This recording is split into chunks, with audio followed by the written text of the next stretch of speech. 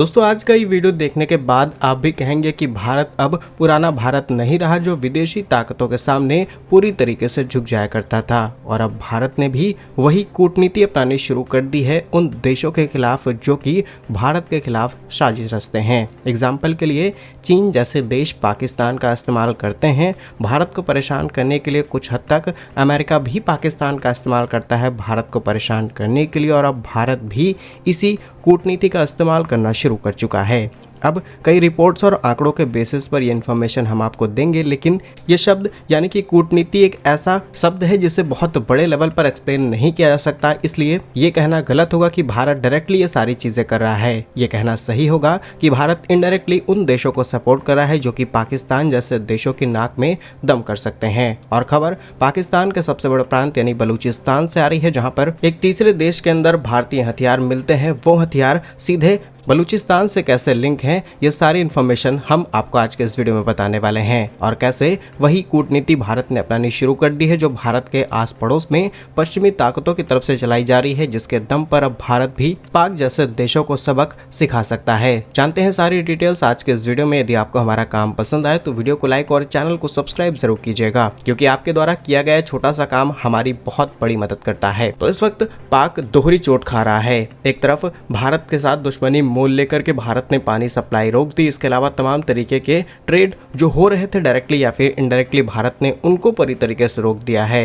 यहाँ पर हम आपका ध्यान खींचना चाहेंगे जहाँ पर भारत ने ये अनाउंसमेंट की थी पहलगाम हमले के बाद कि वो सारे देश जहाँ पर हम सामान भेजते हैं और फिर तीसरे देशों के माध्यम से पाकिस्तान को सामान जाता है, वहां पर भी भारत ने एक्सपोर्ट्स पर पूरी तरीके से रोक लगा दी है। तो ये कुछ तरीके भारत ने अपनाए जिससे पाकिस्तान को अच्छा खासा नुकसान पहुंचाया जा सके, लेकिन भारत को परेशान करने के लिए भारत की बढ़ती अर्थव्यवस्था को देखते हुए, भारत के रूस और अलग अलग देशों के साथ अच्छे रिलेशंस को देखते हुए पश्चिमी देशों को अच्छा नहीं लग रहा, इसलिए इन देशों ने अपना पपेट यानी पाक बिठा रखा है। चाहे IMF की बात की जाए, एशियन डेवलपमेंट बैंक की बात की जाए, हर जगह से पाक को लोन मिल रहा है। दुनिया के टॉप 12 कंट्रीज जहां से सबसे ज्यादा आतंकी आते हैं उस लिस्ट से पाक को बाहर किया जा चुका है। अब इतना सब कुछ चल रहा है तो आप समझ सकते हैं कि इसके पीछे जलन नहीं तो आखिर क्या है। लेकिन जहां पाक को अंतर्राष्ट्रीय स्तर पर इतना ज्यादा सपोर्ट मिल रहा है, वहीं पाक के अंदर एक कॉन्फ्लिक्ट चल रहा है और वो है बलूचिस्तान का। बलूचिस्तान ने आज एक बार फिर पाक को निशाना बनाया। कुछ सैनिकों के जाने की खबर सामने आ रही, वहीं दूसरी ओर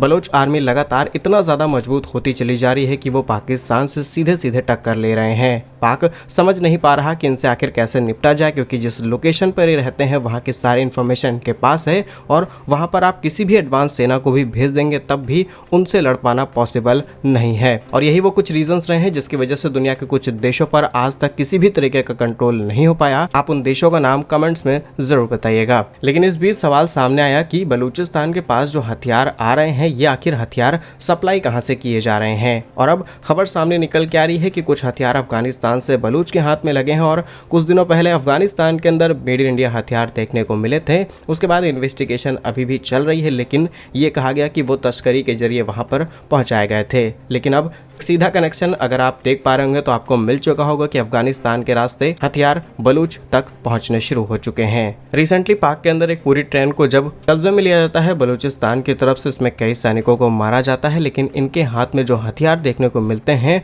उससे साफ पता चल गया कि इनके पास आधुनिक हथियार हैं। और यहीं से सवाल खड़ा हो गया कि आखिर बलूच के पास इतने हथियार कहाँ से आ रहे हैं। तो अब खबर सामने निकल के आई है कि इनके लड़ाकों के पास ईरान और अफगानिस्तान के काले बाजार से हथियार आ रहे हैं। अब कहने को तो हम बहुत कुछ कह सकते हैं कि भारत की जो सीक्रेट एजेंसीज हैं वो लगभग दुनिया के सभी देशों में एक्टिव हैं और हो सकता है कि वो इनकी हेल्प कर रही हो डायरेक्टली इन हथियारों को खरीदने में। और बहुत सारी ऐसी बातें हैं जिन्हें डायरेक्टली बोला नहीं जा सकता क्योंकि इनके कोई सबूत मौजूद नहीं है, लेकिन जिस एस्पेक्ट के साथ पाक काम करता है, हमारे युवाओं को भड़काता है। चीन जैसे देश सीधे पाक में बैठ करके हथियार बनाते हैं, हथियार सप्लाई कर रहे हैं। तो अगर भारत ऐसा काम कर भी रहा है, जी हाँ, हम ऐसा इसलिए कह रहे हैं कि कर भी रहा है, तो ये भारत के लिए कोई नई बात नहीं है और ये अंतर्राष्ट्रीय स्तर पर अपनाई जाने वाली एक कूटनीति है जिसे दुनिया सालों से फॉलो करते आ रही है। लेकिन अगर आप सोच करके देखिए कि इसका 1% का कोई एविडेंस मिल जाएगा तो सारे पश्चिमी देश भारत पर सवाल खड़े करने शुरू कर देंगे। फिलहाल BLA के पास हथियारों की बात की जाए तो उनके पास M240B मशीन गन